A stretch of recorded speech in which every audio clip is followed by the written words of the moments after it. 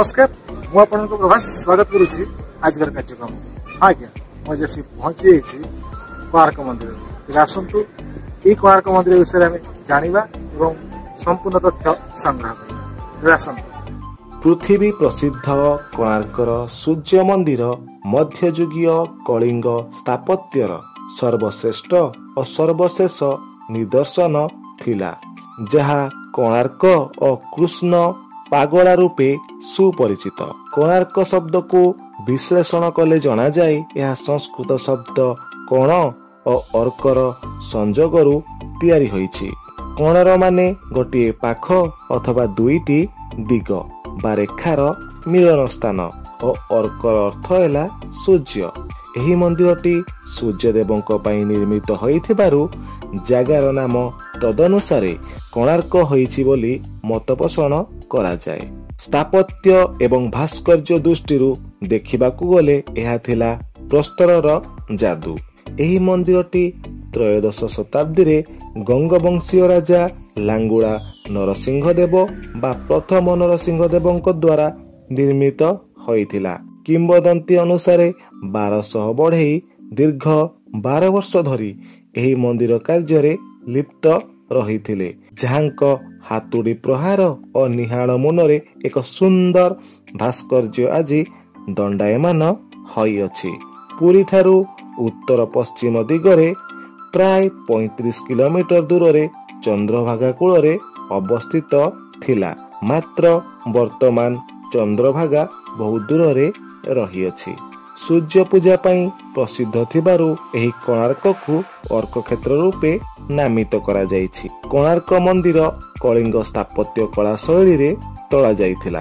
गर्भगृह युक्त मुख्य मंदिरटी 229 फुट उच्च और मुखशाला 128 फुट उच्च 13 फुट उच्च पत्थर चट्टाण उपरे विमान और जगमोहन रथ रूपे गढ़ा जायथिला। से चट्टाण चारिपटे 9 फुट 9 इंच उच्चतार 24टी चक और सम्मुखरे 7टी घोड़ा खंजा जायथिला। जगमोहनर उच्चता 223 फुट और विमानर उच्चता थिला 225 फुट। एबे विमानटी प्राय ध्वंस होई जायछि। वर्तमान अछि गर्भगृह और देवसिंहासन। मुखशालाटी सुरक्षित थिले मध्य नाट मंदिर और भोगमंडपर किछि अंश सुरक्षित अछि। मंदिर बेढ़ार दैर्घ्य और प्रस्थ यथाक्रमे 857 और 540 फुट। मुख्य देउलटी पाखापाखि 200 फुट बा 60 मीटर उच्च, जहाँ भारतर उच्चतम मंदिर बोली अनुमान करा जाए। एही मंदिरटी 3 प्रकार पत्थर रे निर्मित: मुगुनी बा क्लोराइट, लैटेराइट, कंडालाइट पत्थर। विश्व प्रसिद्ध कोणार्क मंदिरर विमान, जगमोहन एवं नाट मंदिर को नहीं गठित होइथिला। मात्र वर्तमान कोणार्कर विमान भग्न, केवल जगमोहन बा मुखशाला दृष्टिगोचर होइथाय।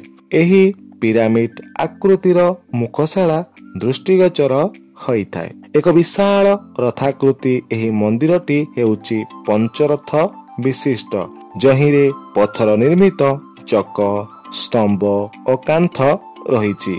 टाइम्स ऑफ इंडिया और एनडीटीवी सूचीभुक्त भारतर सप्ताश्चर्य भितरे एहार नाम लिपिबद्ध होइछि।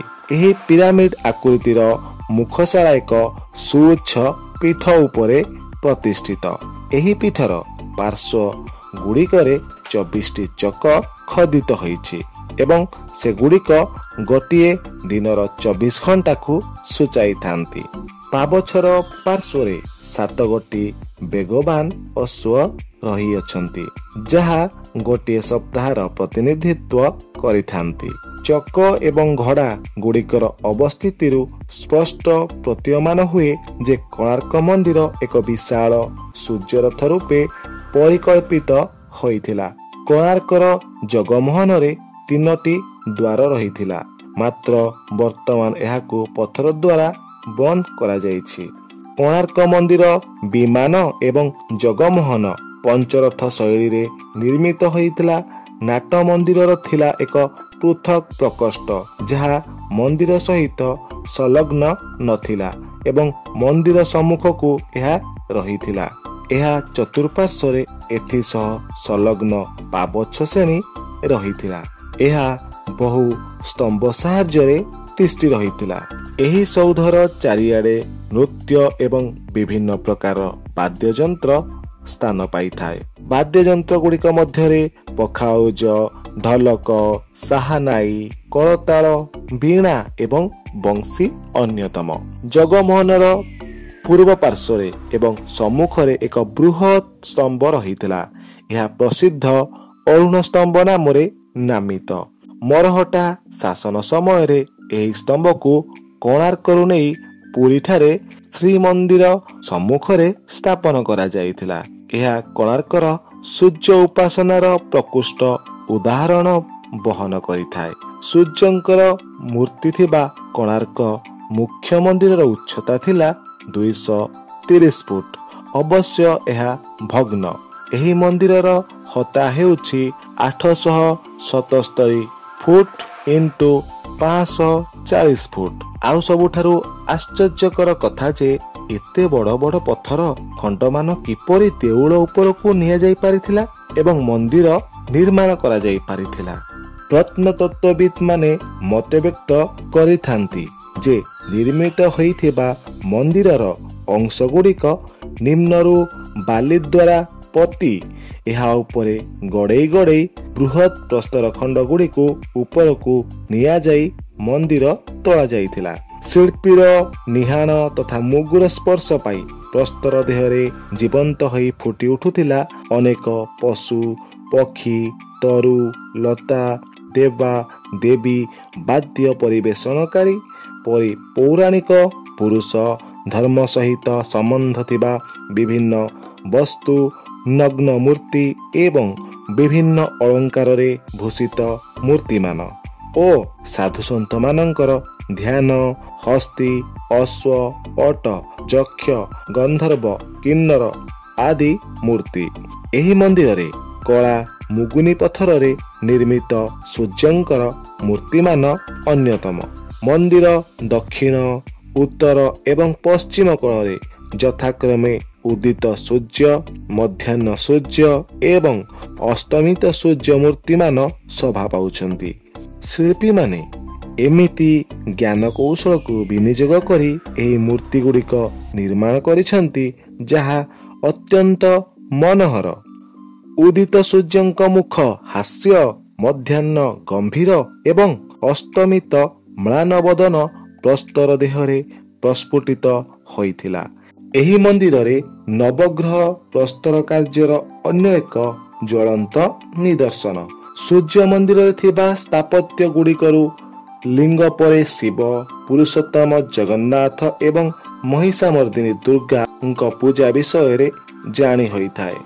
ଏହି ସମସ୍ତ ମୂର୍ତ୍ତିମାନ 4 ସ୍ଥାନରେ ପ୍ରାପ୍ତ ହୋଇଥାନ୍ତି: କୋଣାର୍କ ମନ୍ଦିର ଦେହରେ, କୋଣାର୍କ ସଂଗ୍ରହାଳୟରେ, ଜାତୀୟ ସଂଗ୍ରହାଳୟ ଦିଲ୍ଲୀଠାରେ ଏବଂ ଶେଷରେ ଜଗନ୍ନାଥ ମନ୍ଦିର ଭୋଗ ମଣ୍ଡପରେ। ଏହି ମନ୍ଦିରରେ ମଧ୍ୟ ସର୍ବଧର୍ମର ସମନ୍ୱୟ ଘଟିଥିବା କଥା ଉକ୍ତ ମୂର୍ତ୍ତି ଗୁଡ଼ିକରୁ ଜାଣି ହୋଇଥାଏ।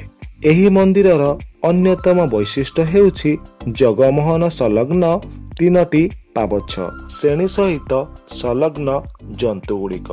ପୂର୍ବ ଦିଗରେ ଗଜ ସିଂହ ମୂର୍ତ୍ତି ହସ୍ତୀ ଉପରେ ସିଂହ ମାଡ଼ି ବସିଥିବାର ଦୃଶ୍ୟ। ଉତ୍ତର ଦିଗରେ ହସ୍ତୀମାନ ଖୋଦିତ ହୋଇଛନ୍ତି। ଦକ୍ଷିଣ ଦିଗରେ ଯୁଦ୍ଧ ଅଶ୍ୱମାନ ଖୋଦିତ ହୋଇଛନ୍ତି। ସବୁଠାରୁ ଅଦ୍ଭୁତ ଦୃଶ୍ୟ ଜିରାଫ ମୂର୍ତ୍ତି ଖୋଦିତ ହୋଇଥିବାର ଦେଖାଯାଏ। ବିଶ୍ୱ ପ୍ରସିଦ୍ଧ କୋଣାର୍କ ମନ୍ଦିରର ଅନ୍ୟତମ ବୈଶିଷ୍ଟ୍ୟ ହେଉଛି ଏହାର ଗାତ୍ରରେ ନଗ୍ନ ମୂର୍ତ୍ତି ଗୁଡ଼ିକର ଖୋଦନ। ଖଜୁରାହ ମନ୍ଦିର ପରି କୋଣାର୍କର ଏହି ମୂର୍ତ୍ତି ଗୁଡ଼ିକ ମଣିଷର ଦୈହିକ କାମନାର ପରିପୂରଣର ବିଭିନ୍ନ ମୁଦ୍ରା ପ୍ରଦର୍ଶନ କରିଥାନ୍ତି। ଏହା ସ୍ପଷ୍ଟ ରୂପେ ସୂଚାଇ ଦେଇଥାଏ ଯେ ମଣିଷ ଦେହରେ ପଶୁତ୍ୱ ମଧ୍ୟ ବିଦ୍ୟମାନ। ବୋଧହୁଏ ମନ୍ଦିର ଗାତ୍ରରେ ଏ ସମସ୍ତ ଖୋଦନ କରାଯାଇଥିଲା, କାରଣ ଜଣେ ଭକ୍ତ ଏହା ମଧ୍ୟରେ ପ୍ରବେଶ କଲାବେଳେ ବାହ୍ୟ ଆକର୍ଷଣରେ ହଜି ନ ଯାଇ ପବିତ୍ର ମନ ନେଇ ମନ୍ଦିର ମଧ୍ୟକୁ ପ୍ରବେଶ କରିବ ଏବଂ ଦେବ ଦର୍ଶନ କରି ନିଜର ବାଞ୍ଛିତ ଫଳ ପ୍ରାପ୍ତ କରିବ। ସ୍ଥାନୀୟ ଲୋକ ଓ ପଥ ପ୍ରଦର୍ଶକ ମାନେ କହିବା ଅନୁସାରେ କୋଣାର୍କ ମନ୍ଦିରର ପ୍ରତି 2ଟି ପଥର ଭିତରେ ଗୋଟିଏ ଲେଖାଏଁ ଲୁହା ପ୍ଲେଟ ଦିଆଯାଇଥିଲା, ଯାହା ଆଜି ବି ଦେଖିବାକୁ ମିଳେ। ଦେଉଳକୁ ଲୁହା ବିମ୍ ଦେଇ ମଜବୁତ କରାଯାଇଥିଲା।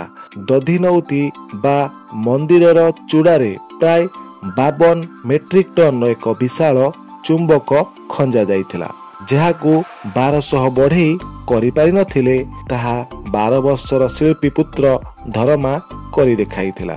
ଏହି ଚୁମ୍ବକ କାରଣରୁ ଦେଉଳଟି ସମୁଦ୍ର କୂଳରେ ପ୍ରତିକୂଳତାରେ ପ୍ରଭାବିତ ନ ହୋଇ ମଜବୁତ ହୋଇ ଛିଡ଼ା ହୋଇଥିଲା। ମୁଖ୍ୟ ପ୍ରତିମା କୌଣସି ସିଂହାସନରେ ବସିନଥିଲେ। ଖଞ୍ଜା ଯାଇଥିବା ଅନେକ ଚୁମ୍ବକର ଶକ୍ତି ବଳରେ ଏହା ଶୂନ୍ୟରେ ଭାସମାନ ହେଉଥିଲା।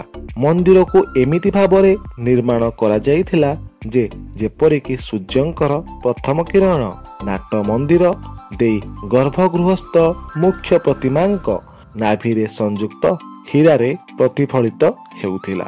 ଏହାକୁ ସକାଳୁ ସକାଳୁ ଅଳ୍ପ କିଛି ସମୟ ପାଇଁ ଦେଖିବାକୁ ମିଳୁଥିଲା।